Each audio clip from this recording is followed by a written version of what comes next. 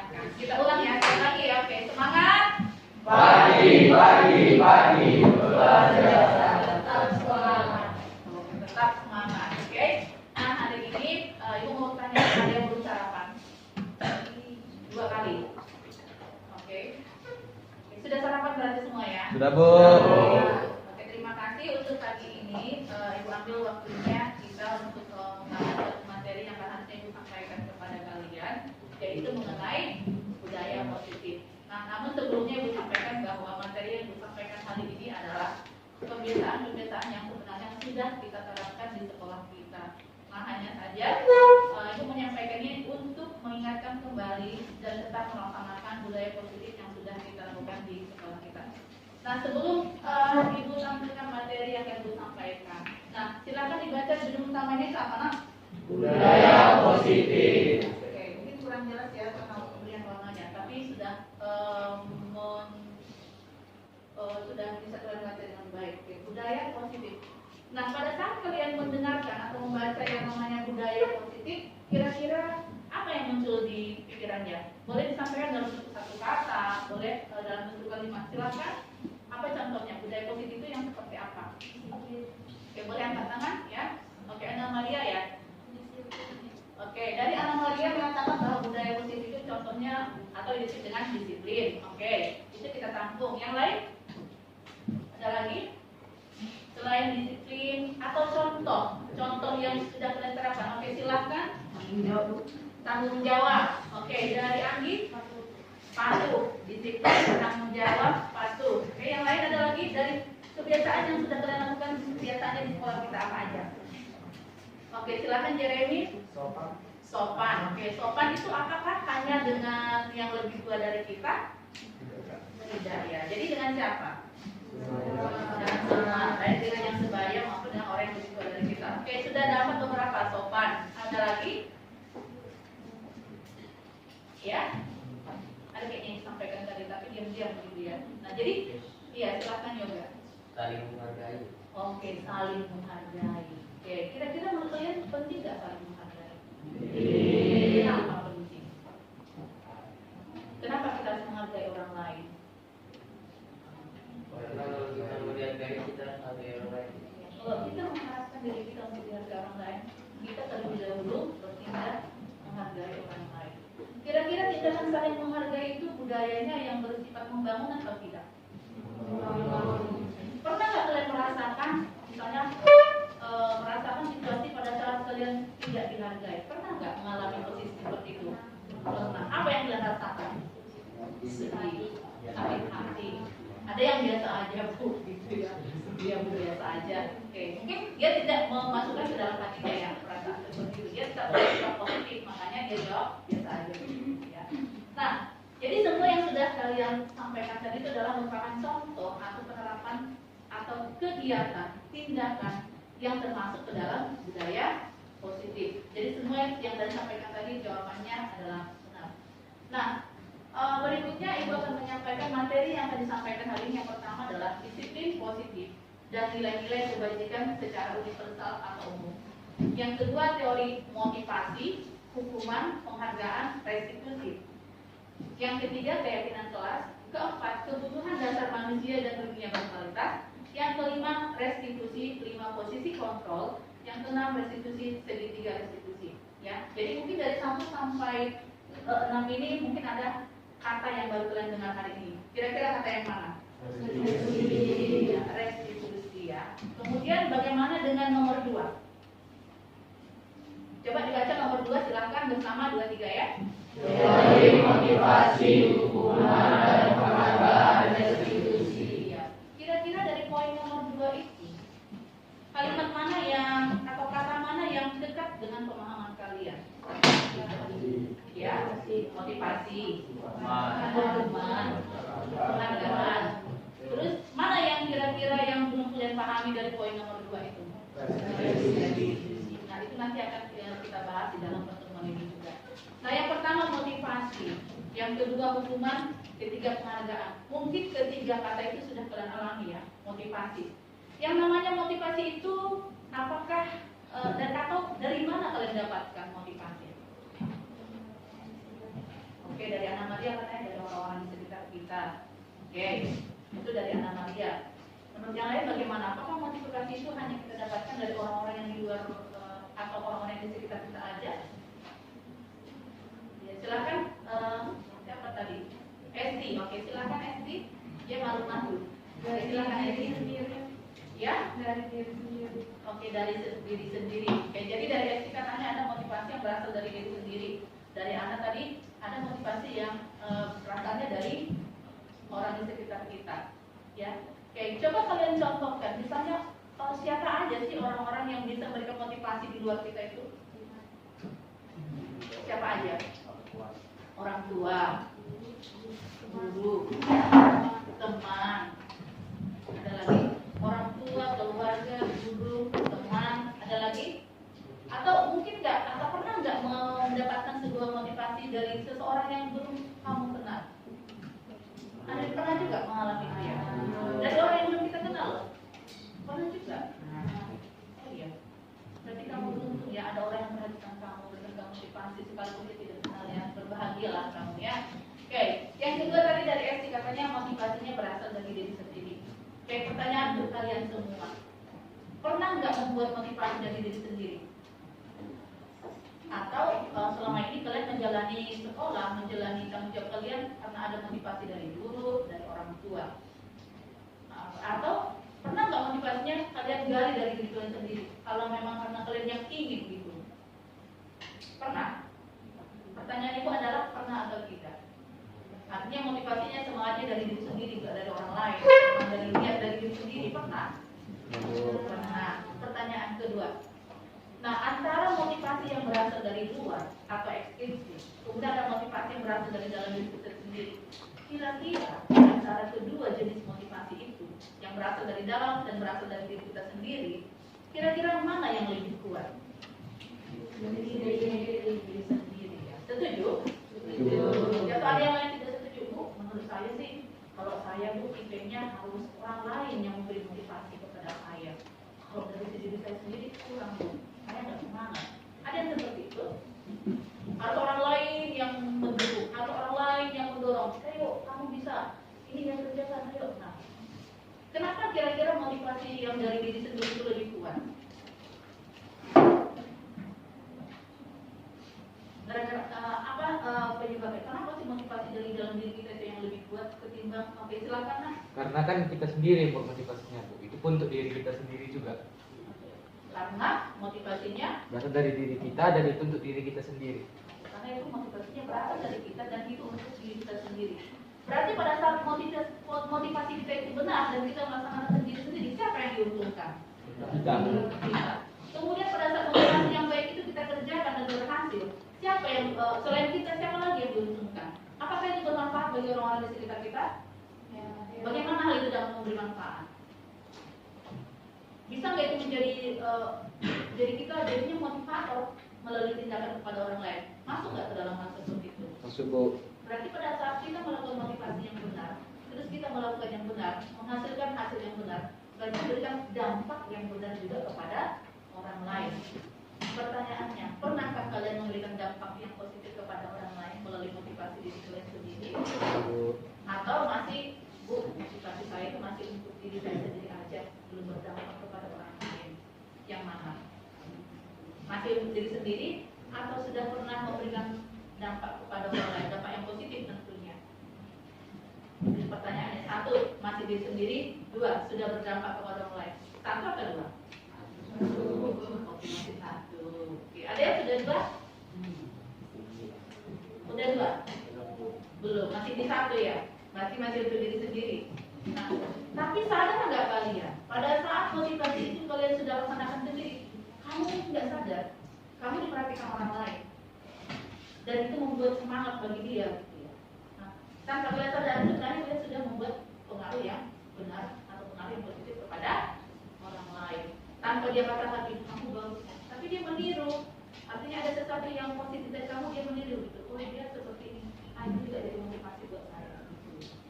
Atau pernah melihat temannya misalnya melihat hal yang positif, oh dia seperti ini, terus kamu termotivasi melakukan hal itu juga. Pernah?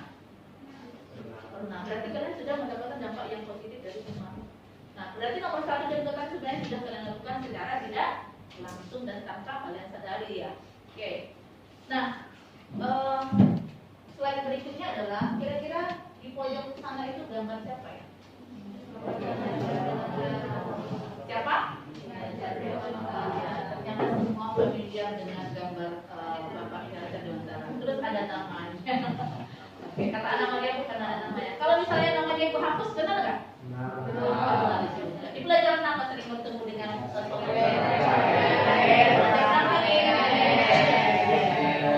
Nah, jadi hari ini akan berbagi sedikit kepada kalian ya sebuah paradigma tata pandang yang baru ya mengenai fungsi peran seorang guru dan bagaimana itu berperan kepada siswanya. Nah, yang pertama, sebagai pendidik tentunya itu dengan guru yang lain. Nah, kami ini diibaratkan sebagai petani, tahu petani ya. Nah, tugasnya itu adalah penanam memulai memiliki peranan penting menjadikan tanamannya tumbuh subur. Terus guru akan memastikan bahwa tanah tempat tumbuh tanaman adalah tanah yang cocok untuk ditanami. Nah, kenapa Ibu ambil contoh seperti ini? Kenapa Ibu ibaratkan bahwa atau kenapa Bapak Iraja Dewantara mengibaratkan bahwa seorang pendidik itu adalah seorang petani? Pernah lihat seorang petani bagaimana bertugas? Pernah ya? Belum ya? Atau mungkin pada saat liburan sekarang pernah melihat bagaimana petani bekerja? Mungkin ada yang pernah, ada yang tidak. Karena mungkin ada yang lihat secara langsung, ada hanya lihat di melalui TV atau internet atau dari berbagai sumber lainnya ya. Nah, jadi kalau petani itu dia akan sebelum menanamkan biji pasti tanahnya digumburkan dulu kan. Nah, apa tujuannya menggumburkan tanah itu? Iya, supaya tanahnya subur. Karena bibit yang baik itu bisa tumbuh di tanah yang subur. Kalau tadi tanahnya berbatu-batu, berpasir, mungkin dia tumbuh juga sih bibit itu, tapi tidak maksimal ya, tumbuhnya itu tidak bagus. Berbeda dengan kalau tanahnya itu adalah tanah yang subur, terus dipupuk, kemudian kita tanam bibit di situ, disiram, disemai, terus satu lagi pupuk. Nah, apa yang terjadi? Pasti pertumbuhannya akan lebih bagus ketimbang di tanah yang tidak diberikan pupuk sama sekali. Ya, jadi sebenarnya ini kalian itu siswa diibaratkan sebagai biji yang ditanam tadi. Ya, jadi bayangkan dalam pikirannya sekarang dulu bagaimana seorang petani. Terus petani itu diibaratkan sebagai guru atau pendidik. Kalian itu adalah biji yang mau ditanam. Nah, bayangkan kalau ada biji yang ditanam. Jadi kalian itu kalau misalnya untuk mendapatkan hasil terbaik atau mengembangkan potensi yang kalian berarti harus berada pada tanah yang subur dan dengan petani yang tepat dalam mengenali potensi-potensi kalian. Gitu. Nah, jadi artinya ini biji yang ditanam itu pasti kalau dia petani mempunyai latar belakang memang pemahaman yang berat bagaimana cara bertani, pasti dia akan memikirkan. Kalau ditanya ke kalian, kira-kira seorang petani itu akan menanam benih yang bagaimana? Benih seperti apa yang dia pilih? Yang baik. Atau petani itu ada nggak petani yang milih-milih? Oh, ini bijinya baik, ini aja, ini juga gitu. Atau yang ditanam mati semua. Bagaimana Mas? Ada nggak bibit yang dipilih juga ya? Ada ya. Nah, tapi kalau seorang guru kita nggak bisa memilih seperti itu. Misalnya, saya mau mengembangkan potensi si A aja, saya mau mengembangkan potensinya Amel aja, contohnya. Saya mau pilih yang Gideon aja atau Brian atau siapa lah yang disebutkan kan? Ya, entah Brian lah, entah Rahel Olivia lah, entah siapa yang dipilih. Jadi kalau ada 9 aja lah, gitu ya. Atau bisa dari 9 yang enggak. Kalian semua adalah benih yang harus dijaga tumbuh kembangnya, yang harus diperlukan potensinya. Nah, oke, kita lanjut ya, yang berikutnya. Nah, coba ini satu orang membaca, siapa yang bisa baca dengan suara yang jelas?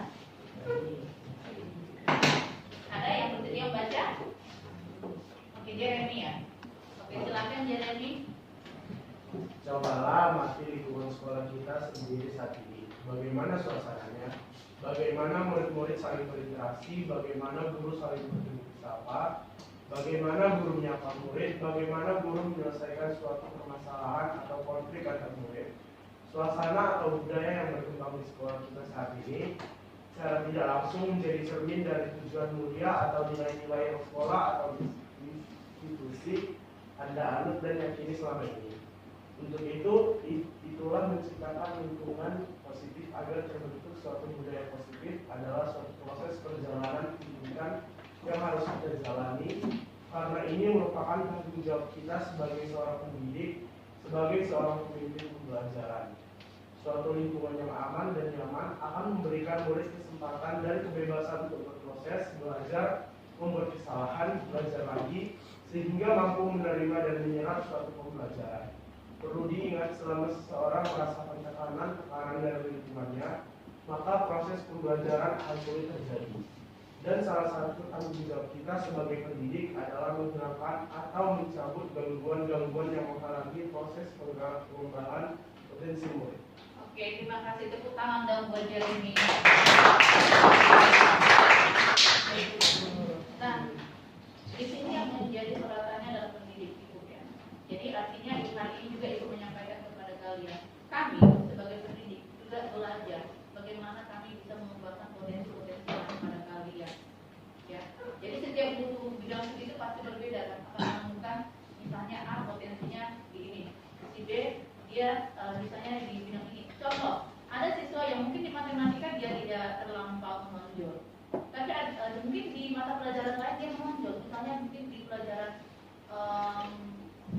PKN kah, di olahraga kah. Nah, jadi sebenarnya kalian itu semua sudah mempunyai potensi masing-masing yang mungkin kadang tidak kalian sadari mungkin ya. Jadi jangan merasa contohnya seperti ini. Misalnya belajar matematika dengan guru matematikanya. Terus misalnya kamu merasa nggak sanggup dengan matematika itu pelajaran yang susah gitu kan. Terus kamu merasa ya saya memang nggak sanggup dengan matematika ini. Bagaimana ya? Gitu. Berarti jangan langsung kalian pikirkan di dalam otak kita itu. Jangan langsung kalian kotakkan, oh memang saya nggak tahu matematika. Gitu. Atau misalnya, memang saya nggak sanggup di matematika ini karena susah gitu ya. Nah, kemudian pindah ke materi pelajaran berikutnya, kelas berikutnya misalnya kamu belajar misalnya seni musik atau seni lukis atau yang lain. Terus di situ kamu merasakan ya, memang di situ bidang kamu, minat kamu, gitu ya. Nah, jadi mungkin kamu juga dengan bantuan guru juga akan melihat potensi. Kamu juga akan merasa nyaman di bidang mana kamu lebihnya, di bidang mana kamu bisa sanggup mengikuti, atau di bidang mana potensinya yang bisa kamu kembangkan dengan lebih baik, di mana gitu ya. Nah, jadi ini Oke, berikutnya adalah mengenai pertanyaan. Nah, di sini ditampilkan pertanyaan pemantik. Artinya pemantik berarti menimbulkan ide, apa ya? Gitu ya. Oke, yang pertama, apakah budaya positif itu penting untuk sekolah kita? Menurut kalian penting atau tidak? Penting. Oke. Pertanyaan yang kedua, bagaimana penerapan disiplin saat ini di sekolah kita? Apakah sudah diterapkan dengan efektif? Bila belum, apa yang menurut kita masih perlu diperbaiki dan dikembangkan? Nah, pertanyaan dulu, apakah budaya positif atau disiplin kita sudah kita jalankan? Sudah? Sudah benar. Oke. Kira-kira sudah berjalankah itu dengan efektif? Belum. Di mana letaknya belumnya?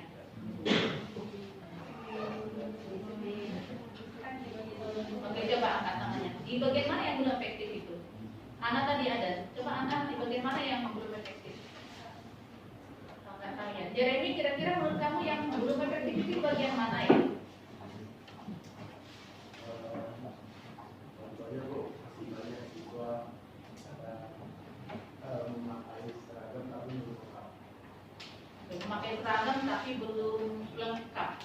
Kira-kira masih banyak atau hanya 1-2 orang? Banyak juga yang belum, menurut Jeremy ya. Oke, itu menurut Jeremy ya. Mengenai katanya pemakaian seragam. Nah, kalau menurut pandangan Grace gimana? Apakah pemakaian seragam siswa sekolah ini kan biasanya berdasarkan seragam berdasarkan hari masing-masing ya. Nah, menurut pemantauan Grace sendiri lah dalam kehidupan sehari-hari, dalam pemakaian seragam sudah efektif atau belum? Soalnya masih ada beberapa siswa yang tidak memakai jas pinggang. Ada yang terlupa ya. Oke. Terus kakinya yang kaki yang sesuai dengan. Ternyata masih ada ya. Nah, menurut kalian apa yang harus kita lakukan supaya itu tidak terjadi lagi? Apa yang harus kita lakukan? Apakah kita hanya mendiamkan saja? Ya sudah, apakah sudah capek menegur misalnya?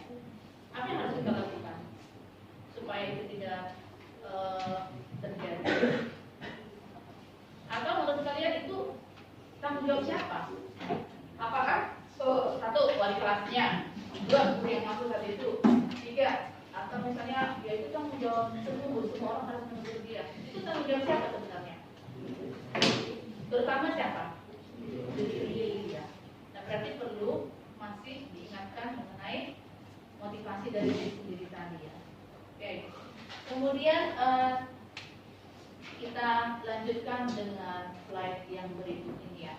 Nah, Ibu minta bantuannya Estiana untuk membacakan yang ada di slide. Silakan Estiana.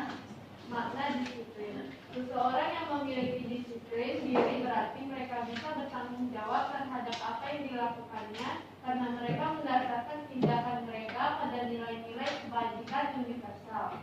Dalam hal ini, Hajar mengatakan, pertanggungjawaban itulah selalu menjadi sisihan hak atau kewajiban dari seseorang yang pegang kekuasaan atau pimpinan dalam umumnya.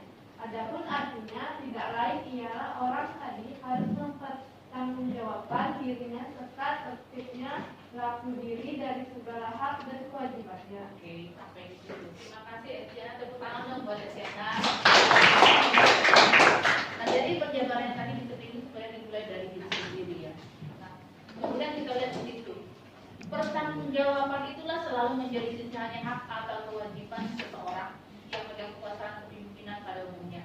Adapun artinya tidak lain adalah orang tersebut harus mempertanggungjawabkan diri. Berarti setiap orang, setiap individu harus mempertanggungjawabkan diri serta tertibnya laku. Apa itu laku? Iya, tindakannya. Dia harus mempertanggungjawabkan tindakannya dari segala hak dan kewajiban. Berarti harus tahu yang mana hak dan mana kewajibannya. Contoh tadi, kalau dia memakai seragam lengkap itu merupakan hak atau kewajiban?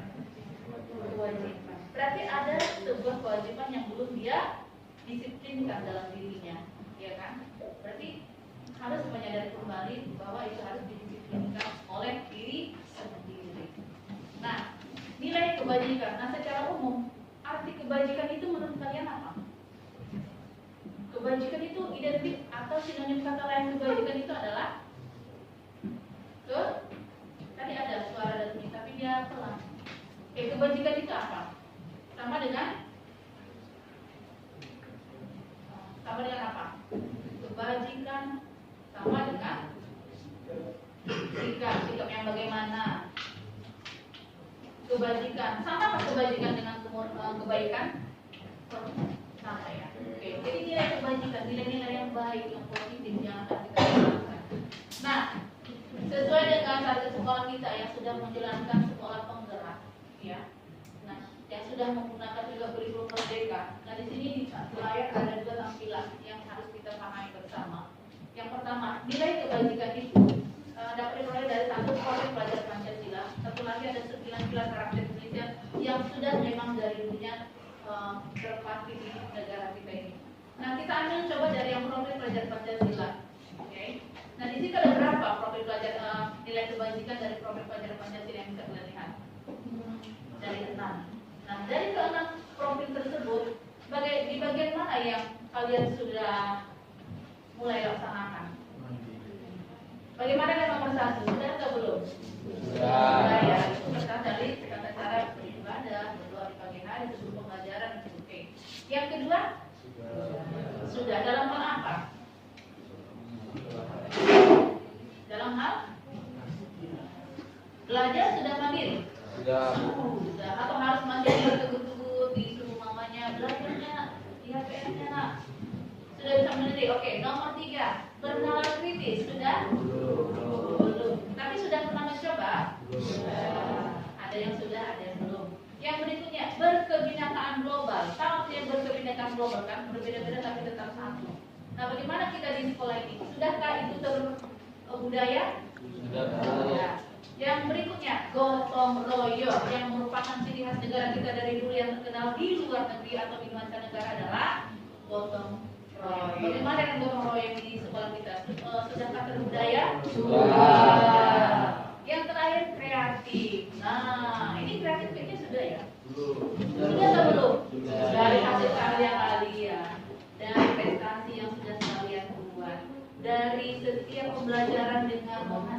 karya-karya atau kreatif. Jadi kreatif itu bukan hanya soal karya, bentuk karya ya, tapi bagaimana cara kalian menyelesaikan masalah.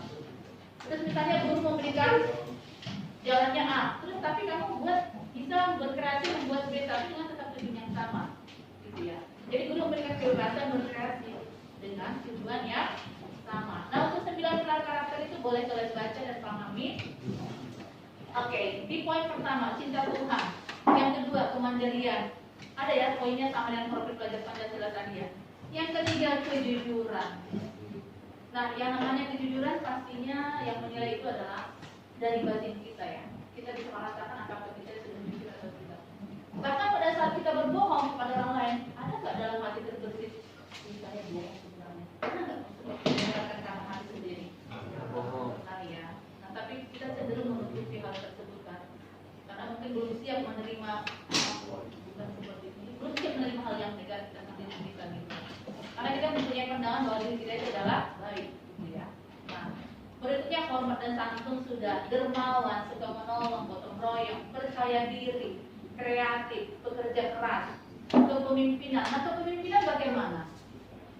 Setidaknya memimpin diri sendiri. Yang merupakan misi sekolah kita adalah menjadi pemimpin di masa depan. Di masa depan yang diminta ya. Tapi kalau namanya memimpin di masa depan, berarti sekarang sudah dibentuk dari sekarang. Bagaimana caranya? Kalian memimpin diri kalian sendiri menyelesaikan masalah.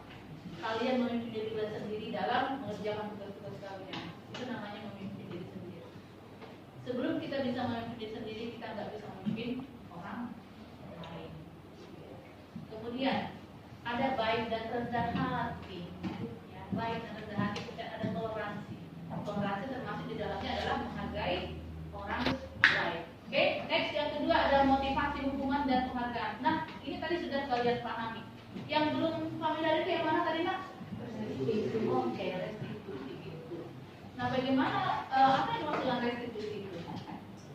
Nah, kalau dia motivasi tadi sudah kalian sampaikan bersama, ada yang motivasinya berasal dari dalam, ada yang motivasinya berasal dari luar dirinya. Yang kedua, hukuman. Pernah mendapatkan hukuman? Pernah. Kapan? Kemarin. Siapa yang memberikan hukumannya? Orang tua. Hukumannya berupa apa? Fisik kah? Verbal kah? Kata-kata kah? Disita HP. Oh, karena disita HP-nya Bu. Oke, itu namanya hukumannya kan. Nah, kemudian penghargaan. Pernah mendapatkan penghargaan? Pernah. Penghargaannya berupa apa? Diberikan HP. Tapi kan juga diberikan HP sama orang tua. Apa lagi? Sertifikat dari Sawalunto Bu. Ya, apa lagi? Penghargaan apa lagi? Sertifikat dari mana?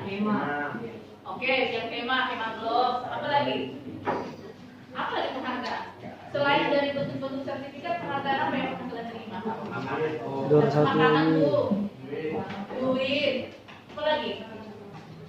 Jajan. Kata ini terakhir Bu jajan.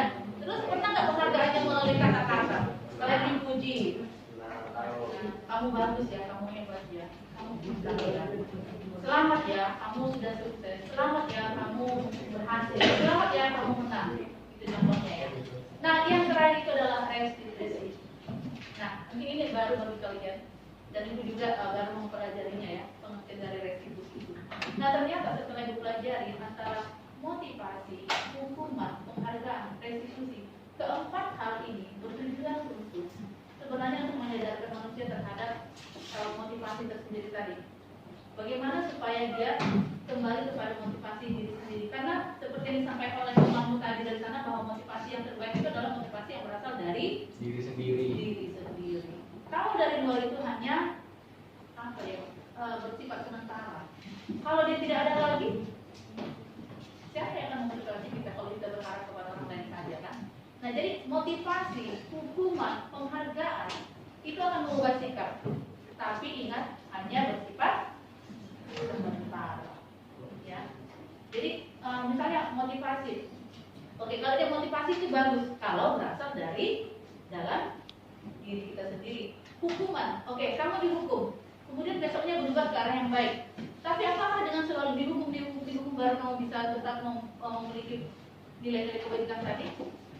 Sampai kapan kita mendapatkan hukuman supaya kita bisa berdiri dengan motivasi yang benar? Sesuai dengan sampai kapan kita bisa memperoleh nilai kebajikan itu atau mempresentasikan nilai kebajikan kalau hanya dengan hukuman? Atau misalnya penghargaan. Kamu maunya berbuat baik kalau sudah ada penghargaan aja. Terus kalau nggak dikasih duit, nggak dikasih handphone, nggak dikasih hadiah, kamu nggak berbuat baik lagi. Nah itu bedanya dari motivasi yang dari luar, hukuman dan penghargaan. Nah tapi kalau di restitusi, ya, kalau di restitusi itu dia berbeda. Nah, untuk restitusi itu ditampilkan seperti ini. Ya, jadi ada perbedaannya. Nah, bagaimana kita memiliki budaya yang positif itu? Bagaimana kita kategorinya disebut dengan mana yang sukses, mana yang berhasil? Nah, coba diperhatikan yang sebelah kanan ya, yang lebih singkatnya sebelah kanan. Nah, hukuman itu memberikan identitas yang gagal.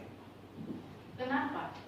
Berarti kamu harus dikasih hukuman supaya bisa menjadi atau memiliki sikap yang benar. Sampai kapan kamu dihukum? Dan ibu yakin nggak ada murid yang mau dihukum kan? Mau dihukum. Makanya disebut dengan identitas yang gagal. Artinya itu tidak berhasil membuat seseorang atau tidak berhasil membuat pribadi seseorang itu terbangun dengan karakter yang baik. Nah yang kedua, ada yang digunakan dengan istilah disiplin. Nah disiplin itu ada dua maknanya. Ada yang bersifat konsekuensi dan ada restitusi. Jadi hukuman dengan konsekuensi itu berbeda. Kalau hukuman itu berarti sesuatu yang harus pada situ ini hukumannya sudah terpola. Misalnya kalau kamu terlambat hukumannya misalnya push up 5 kali itu hukuman. Kalau misalnya kamu di dalam kelas tidak mengikuti pelajaran dengan tidak mengerjakan PR, misalnya hukumannya adalah kamu dibuat di luar kelas, itu namanya hukuman. Jadi hukuman itu namanya bersifat menyakiti. Pernah kamu dihukum terus hukuman yang diberikan oleh guru itu masih kamu ingat sampai sekarang? Pernah? Pernah. Jadi itu namanya hukum. Terus yang adanya adalah jadinya sakit hati kan, bukan membuat diri ke arah yang lebih baik, malah yang mengurangkan adalah sakit hati. Nah tapi kalau dia restitusi, konsekuensi, oke, mencoba mengontrol anak dengan penguatan yang positif, itu konsekuensi. Contoh, misalnya dalam pembelajaran kamu ribut tidak menyelesaikan tugas, konsekuensinya adalah mungkin konsekuensinya jam istirahat kamu harus selesaikan. Jadi konsekuensinya adalah ada yang digantikan. Konsekuensinya itu di jam istirahat kamu menyelesaikan, itu konsekuensinya. Ya. Tapi kalau ada hukuman, misalnya kamu nggak mengerjakan tugas, kamu dihukum suruh keliling lapangan 10 kali, itu namanya hukuman. Nah, kalau dia restitusi, contohnya seperti ini. Ini contoh misalnya ambil nama siswanya yoga, contoh yoga. Tapi ini contoh ya yoga ya, dan masukkan ke hati. Nanti pulang dari sini, ini gitu ya. Nah ini contoh saja. Contoh, misalnya yoga atau satu kelas ini sedang mengadakan ujian harian bahasa Inggris, misalnya di PH 2 mengenai passive voice. Kemudian selama ujian ini ternyata yoga itu bukan mencontek. Contoh ya, nah ini hanya contoh ya. Nah itu tuh bukan misalnya yoga ini mencontek dari temannya. Nah kemudian selama pembelajaran itu selama ujian itu ya dibiarkan hanya saja dibuat dalam kata-kata. Nah pola restitusi yang pertama adalah ibu akan memanggil yoga ke kantor atau ke tempat yang bisa berkomunikasi dengan baik, yang enak gitu ya. Nah, caranya yang pertama adalah satu, yang harus dilakukan yang pertama adalah menstabilkan dulu ya. Jadi harus stabilkan dulu keadaan yoganya. Misalnya, ya nggak mungkin dong langsung kamu yoga tadi ujian yang mencontek kan? Nah langsung marah. Kalau kamu juga seperti itu, apa yang kamu rasakan? Sakit hati. Apalagi? Apa yang kamu rasakan? Kamu tadi nadanya marah juga kan? Misalnya ibu lah, misalnya kamu yoga tadi bersuka waktu ujian bahasa Inggris mencontek. Kalau nadanya seperti itu kira-kira perasaan apa yang kamu rasakan selain dari sakit hati? Pengen apa?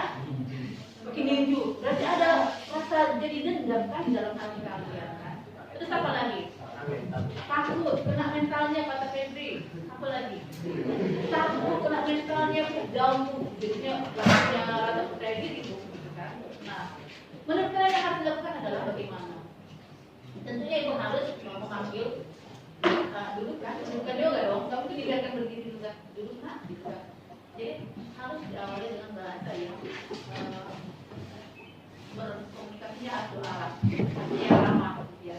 Jadi tadi kita kan ujian, contoh yang jadi tadi kan kita ujian nih. Nah, kira-kira menurut kamu kemudian kamu sudah melakukan yang benar atau belum? Nah, mungkin dengan hanya bertanya seperti itu, sebenarnya dalam hati kita sudah tahu kan kemana arahnya itu. Tapi kadang siswa itu susah untuk menyampaikan bahwa dia bersalah, gitu ya. Tapi kita belajar kemudian dia. Nah, ibu tadi saya lihat, ibu lihat tadi kamu melakukan penulisan jawaban tidak berdasarkan pendapat sendiri. Apakah itu benar? Itu namanya masih dosen klasifikasi ya, mengklarifikasi ya.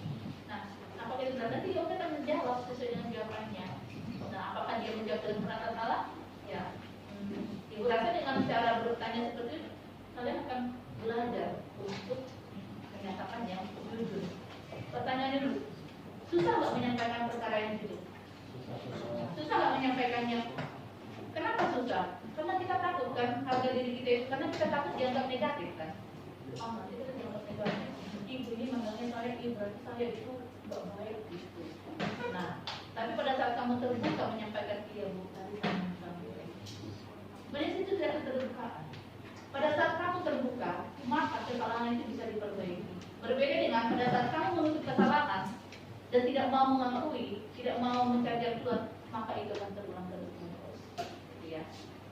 Oke, paham ya maksud itu ya. Nah, kemudian di tahap berikutnya itu adalah mencoba memastikan bahwa apa yang dilakukannya itu adalah salah. Harus benar-benar menyadari bahwa apa yang dilakukan adalah salah.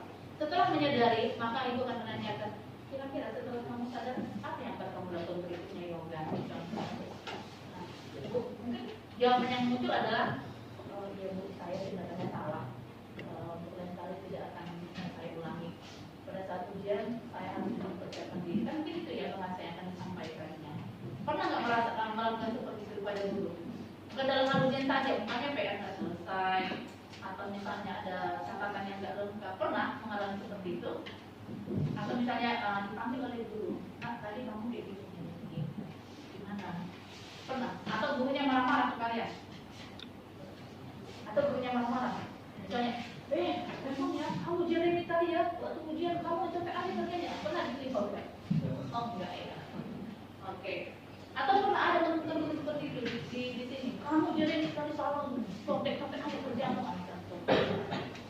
atau misalnya langsung dilanjutkan. Kamu nggak boleh gitu ya, langsung marah-marah nih. Kalau nah, tapi itu pun guru marah, misalnya dengan nada seperti itu, pasti akan merasakan dalam hati sakit hati ya, jengkel kali ya. Iya apa tidak ini? Bisa nggak ibu kasih jawaban jujurnya? Jengkel ya. Nah, supaya kita saling komunikasinya baik bagaimana? Terbuka. Bagaimana cara bukanya? Komunikasi yang benar antara kedua belah pihak. Oke. Nah, berikutnya, ini sebenarnya juga sebagai briefing tidak akan yang dibahas di sini. Nah, posisi kontrol artinya mengambil alih bagaimana supaya siswa itu bisa dibentuk ya. Jadi ada guru yang bersifat menghukum, ada yang membuat merasa bersalah. Merasa bersalah itu seperti tadi. Kamu gak kasihan ya sama ibu, ibu udah sampai mengerjakan ini kamu gak hargai, itu membuat kamu merasa bersalah. Ibu ini berpikir saya merasa bersalah. Nah, ada yang menganggap sebagai teman. Contoh, ayolah kerjakan tugasnya demi ibu, atau misalnya demi bapak bahwa kerjakan ya. Nah, tapi sampai kapan motivasi yang seperti itu bisa membuat kamu punya motivasi yang benar? Kemudian memantau. Nah, memantau itu misalnya kamu kerjakan tugas sudah selesai, dipantau lagi. Nah, terus yang terakhir itu ada manajer, artinya mengelola. Nah, itu yang betul tadi yang disebut dengan restitusi tadi. Ada 3 tampilan untuk restitusi tadi ya. Nah, ini penjelasannya yang akan lewatkan. Nah, untuk yang berikutnya, kira-kira ini masih konsentrasi atau enggak ya? Atau sudah mulai runtuh konsentrasinya? Oke, kita ice breaking dulu ya. Kalau nanti ibu tepuk 1, ibu praktekkan di sini aja. Kalau dia tepuk 1, ikutin ya. Oke, tepuk 1 seperti ini. Oke, tepuk 1 dimulai. Tepuk 1. Sudah? Tepuk 2, perhatikan. Tepuk 2.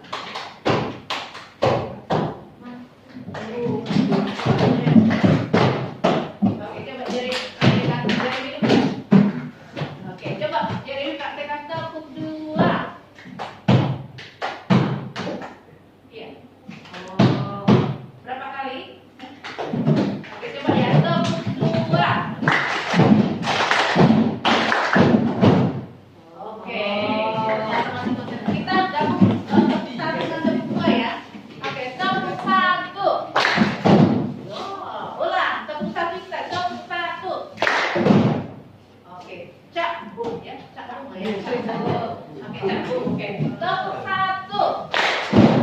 Oke, aman. Konsentrasinya masih bagus. Tepuk tangan dong. Oke, tepuk dua.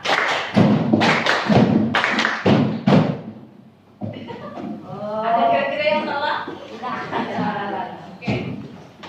Ibu buat lebih cepat ya. Tepuk satu. Tepuk dua. Tepuk dua. Tepuk satu. Tepuk satu. Tepuk dua. Dua. Dua. Satu. Oke, tepuk tangan. Masih jelas, masih konsentrasinya masih bagus ya, cuma 10 ya. Oke, coba nanti kalau coba misalnya itu jam-jam 1 selesai makan siang, masuk ke kelas, suasana yang panas, ini kan masih konsentrasi nggak ya? Enggak ya, ngantuk ya. Nah, oke, silakan Kevin. Oke, silakan 2 menit ya Kevin. Nah, sekarang itu ada kertas di hadapan kalian. Silakan tuliskan namanya. Nah, coba di situ kalian tuliskan di kertas yang pertama, yang pertama. Kalian ada dapat 2 tadi ya? Nah, coba di titik yang pertama, kalian tuliskan di sini budaya positif. Silakan budaya positif. Dalam waktu sekitar 2 menit, coba tuliskan apa sih pengertian budaya positif yang sudah kalian dapatkan tadi. Pengertiannya ada ya, di kolom pertama itu pengertiannya saja. Budaya positif apa? Bahasa yang singkat aja, nggak usah panjang lebar. Yang penting intinya ada. Budaya positif itu apa? Nah, boleh berbuat contohnya. Budaya positif itu menurut saya disiplin contohnya ya. Nah, oke.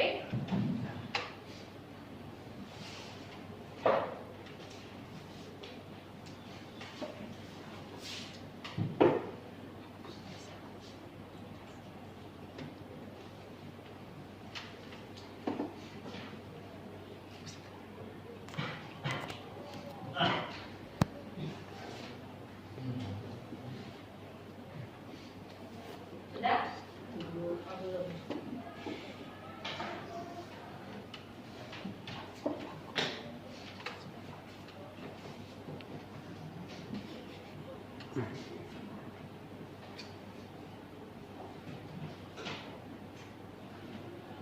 Jangan lupa tulis namanya ya.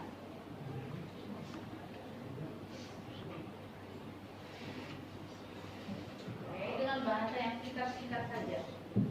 Kalau kamu mau buat contohnya boleh. Contohnya seperti apa? Oke.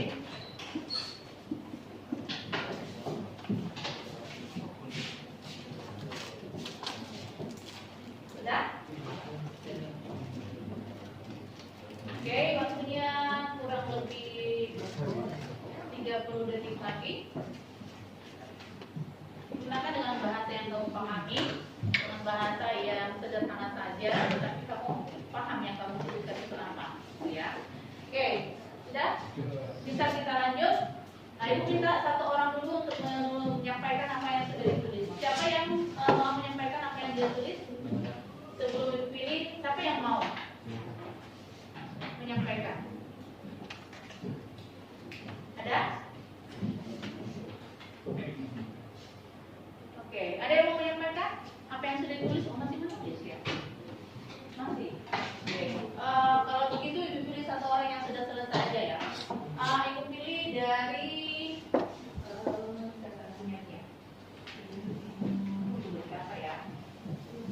Ibu mau lihat dan mau dengar dari Edra. Oke, silakan Edra. Tidak apa-apa. Berbeda pendapat itu wajar ya. Oke, silakan Edra. Budaya positif itu adalah kegiatan positif seperti sopan, bertanggung jawab, menghargai satu dengan yang lain, dan lain-lain. Oke, tepuk tangan buat Edra. Oke, mungkin poin utamanya sama seperti Edra ya. Ada menghargai disiplinnya, ada sopannya. Jadi dia sudah mau budaya. Mau budaya itu berarti sudah menjadi karakter kita, sudah menjadi sifat yang positif di lingkungan sosial kita. Nah, Berikutnya adalah membahas mengenai motivasi perilaku manusia. Ya. Jadi ternyata kita bertindak itu karena ada motivasi tersendiri, ya. Ada tujuan. Nah, mari kita lihat kenapa sih manusia itu bertindak. Yang pertama, menghindari ketidaknyamanan. Kamu mengerjakan tugas. Saya mengerjakan tugas ini supaya tidak dihukum. Jadi motivasi kamu lakukan itu karena takut dihukum. Yang pertama. Atau misalnya, nanti saya datang jangan terlambat kan, nanti kok terlambat takut dihukum. Nah, jadi intinya yang pertama itu adalah karena takut hukuman. Kenapa kita melakukan? Nanti kita hukum, Mbak mau. Itu yang pertama. Yang kedua, mendapatkan imbalan yang tadi mengatakan. Ya. Contoh, nanti saya misalnya membantu orang tua, nanti saya bantu mama belanja ke pasar. Tujuannya apa? Supaya dapat uang jajan. Gitu. Itu yang kedua. Yang pertama tadi karena takut hukuman. Yang kedua supaya mendapat imbalan. Nah, yang ketiga untuk menjadi orang yang kita inginkan, menghargai diri sendiri dan mempunyai nilai-nilai yang kita percaya. Nah, menurut kalian dari ketiga motivasi ini, kira-kira mana yang menurut kalian mempunyai standar yang lebih tinggi dan artinya dalam hal apapun pasti akan tetap kokoh gitu? Nomor berapa? Nomor 1. Oke, ada yang bilang nomor 1. Ada pendapat lain? Ada yang bilang nomor 1. Oke, dari kelompok Anggi bilang nomor 3. Terus nomor 1 dari Richard nomor 1, Bu. Oke, kalau dari Mas jawab nomor 1, Bu. Yang lain? Ada yang oke 3 dari sini. Nomor 1 dari sana. Dari Edra nomor berapa Edra? Ini 1, 2, 3 Edra. Nomor 2. Oke, dia supaya dapat imbalan. Nanti aku juga dapat ini supaya dapat imbalan aja lah. Oke. Dari Azriel nomor 3. Oke, nomor 3.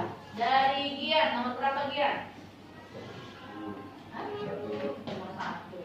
Oke, nah dari jawaban tadi ternyata masih ada yang memilih nomor 1 ya, yaitu menghindari ketidaknyamanan atau supaya nggak dihukum. Jadi contoh, misalnya ujian, mengerjakan tugas, kerjakanlah nanti dihukum. Nah, boleh nggak seperti itu menurut kalian? Boleh nggak mempunyai motivasi seperti itu? Boleh. Oke, boleh sama saja ya. Nah, tapi di antara ketiga ini yang paling kuat adalah nomor 3. Nomor 3. Masih ada yang nomor 2 dan nomor 5. Kalau misalnya kamu misalnya biasa contoh di masjid, kamu ngerjakan tugas karena mau dikasih duit. Contoh duit lah kita bilang ya, uang gitu kan. Contoh, misalnya mamanya berjanji, nanti kalau nilainya 90 dapat uang 100.000. Kalau nilai 9-nya ada 10 berarti dia dapat uang berapa? Oke, misalnya satu nilai 9 nilainya 100.000 loh. Satu angka 9 di satu pelajaran 100.000. Kalau dia ada 5 pelajaran angkanya 999. Nah, contoh, kalau mamanya lagi tidak ada uang, contoh ini di akhir bulan nggak ada duit, terus ternyata dia ada dapat nilai UTS bagus, ada misalnya 9, bayangkan 9 dia dapat 9 pelajaran dapat nilai 9, terus mamanya lagi nggak ada uang, apa yang terjadi? Apa yang terjadi? Biasa aja. Bulan depan dibayar. Berarti tetap ada tuntutan kan? Tetap ada tuntutan kan? Nah, itu mempengaruhi sikap kita nggak? Menjadi seorang penuntut jadinya kan? Terus kalau bulan depan misalnya mamanya lagi ada masalah keuangan, tidak dibayarkan juga, apa yang terjadi? Oke, katakanlah dari bulan ke bulan setahun itu misalnya dari pandemi misalnya lagi ada perburukan dalam keuangan. Dalam setahun tidak dibayar ketika kamu pada kerja, apa yang terjadi dengan kamu? Sampai kapan kamu sabar? Sampai kapan? Sampai selesai pandemi. Terus nanti, Bu, nanti dijanjiin juga sama mama ya. Mau, kan udah 2 tahun, bingung aku sama mama. Nah, sekarang kita nggak sanggup memberikan janjinya itu dengan memberikan imbalan, apa yang kamu alami? Pada saat kamu udah berjanji tapi tidak bisa mengalami suatu hal, memang nggak bisa gitu. Apa yang kita alami? Apa yang kamu rasakan? Sedih, terus kecewa, apa lagi? Biasa aja bu. Sedih, kecewa, marah dalam hati kan? Tapi kasihan juga. Kalau Andi dia kasihan juga pun sama mama masak masih bayar-bayar. Nah itu berarti kalau dia sudah memahami kan, memahami. Terus kalau mamamu nggak bayar-bayar misalnya sudah disampaikan tuh, nah maaf ya, memang kondisi keuangan memang sedang buruk. Mama nggak bisa bayar. Itu 2 tahun sudah kerja karena memang sudah ada kebutuhan yang harus dan wajib setiap bulannya dipenuhi. Kayaknya mama nggak sanggup. Terus gimana? Kamu sebagai anak mendengar seperti itu dari orang tua kamu? Terima. Menerima dengan sedih, berat hati, atau ikhlas? Belajar dengan ikhlas dari sana. Oke. Nah, tapi pada saat kalian memilih nomor 3 menjadi orang yang mereka inginkan dan menghargai diri sendiri dengan nilai-nilai yang mereka percaya. Kalau memilih nomor 3, yakinlah kalian, kemanapun kalian melangkah, tugas apapun yang kalian lakukan, target apapun yang kalian inginkan, pasti bisa kalian capai. Kenapa? 1. Menjadi orang yang ganti mereka dengan saya. Tapi ganti kata mereka dengan saya. Menjadi orang yang saya inginkan. Saya contohnya, saya mau jadi orang yang berhasil dan menghargai diri sendiri dengan nilai-nilai yang saya percayai. Contoh, kamu mengerjakan tugas. Saya mengerjakan ini karena saya tahu saya mempunyai nilai seorang siswa yang bertanggung jawab. Nilai tanggung jawab berarti ada untuk dirimu. Kemudian kamu menyadari bahwa saya ingin menjadi apa? Orang yang mandiri. Saya bisa mengerjakan ini karena saya berlatih diri saya untuk mandiri. Ya.